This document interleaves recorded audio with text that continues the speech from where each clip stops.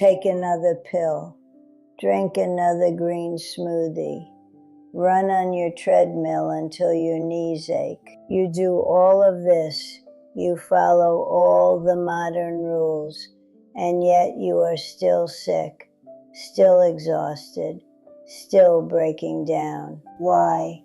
Because you are trying to purify a poisoned well by simply painting the bucket. Medicine has its place, but pills cannot cure a bitter soul. Look in the mirror. Your body is not just failing you, it is reacting to you. Modern society loves to treat the human body like a cheap machine. A part breaks, you replace it. A light blinks, you cut the wire. But long before we had machines that could scan our bones, the older generations understood a fundamental truth that you have completely forgotten. The flesh is an echo chamber for the mind. Your body keeps a strict, unforgiving ledger of every toxic emotion you refuse to let go of. You want to know what true immunity is? It is not just white blood cells. True immunity is emotional unshakability.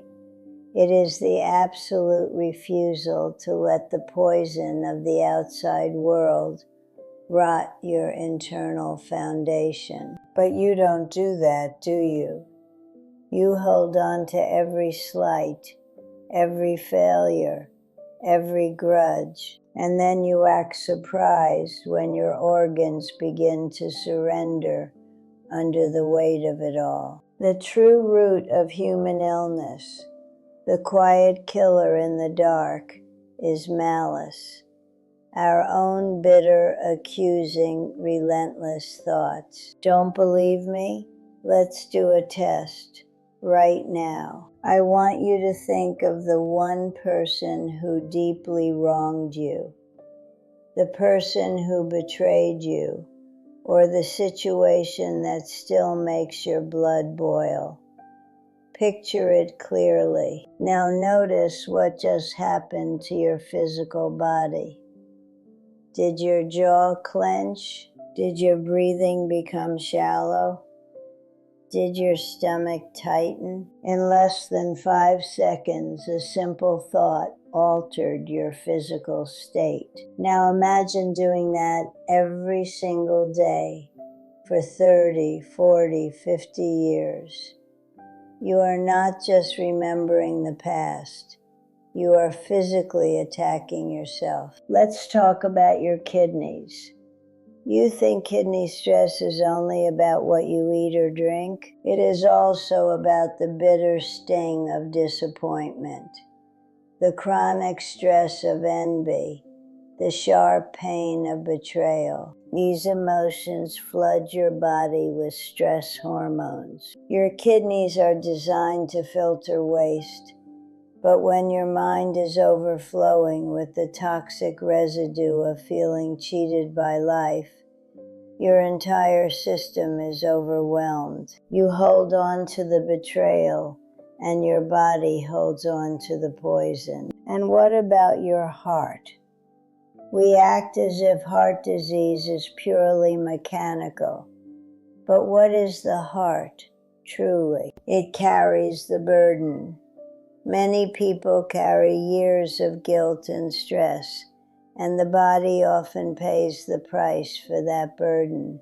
The fear of being wrong, the exhausting, relentless burden of duty, and the constant anxious waiting for the other shoe to drop. You live your life apologizing for your existence, carrying burdens that were never yours to carry. And your heart is forced to pump against the resistance of your own self-punishment. It is working overtime to compensate for a soul that feels inadequate. Then there is the great modern plague, blood pressure. You monitor it, you fear it, but you do not always understand the triggers. Think about how those numbers react to unresolved rage. That aggressive, pushing force in your chest, it is the physical echo of the anger you hold toward the world. The rigid demand that people bow to your expectations.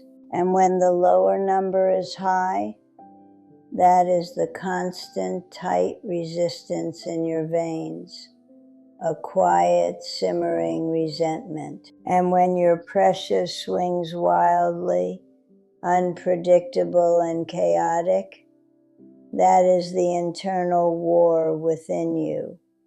It is the violent pendulum swinging between blistering anger at others and crippling guilt toward yourself. The root cause of this physical decay is not always a virus. Sometimes it is malice. It is the fact that you have weaponized your thoughts against your own survival. I am telling you this not to condemn you, but to wake you up. I have lived a century. I have seen strong, capable people wither away into nothing, not because of a sudden tragedy, but because they drank the poison of resentment every single day and waited for the other person to die. I know how much it hurts.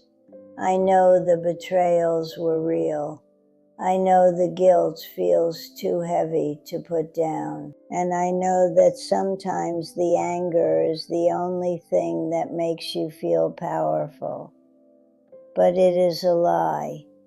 That anger is a thief. It is stealing your vitality. It is hardening your arteries. It is exhausting your heart. You have to put the sword down. Not because the people who hurt you deserve your forgiveness.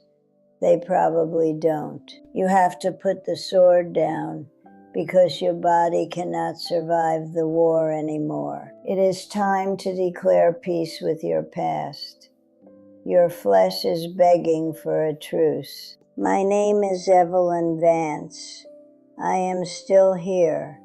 My heart is still beating steady and strong, and my own 2 feet still carry me because I choose not to rust. Subscribe to this channel if you want to hear more unvarnished truth from someone who has actually lived. Now turn off this screen, stand up straight, drink a large glass of water, step outside, and forgive somebody today.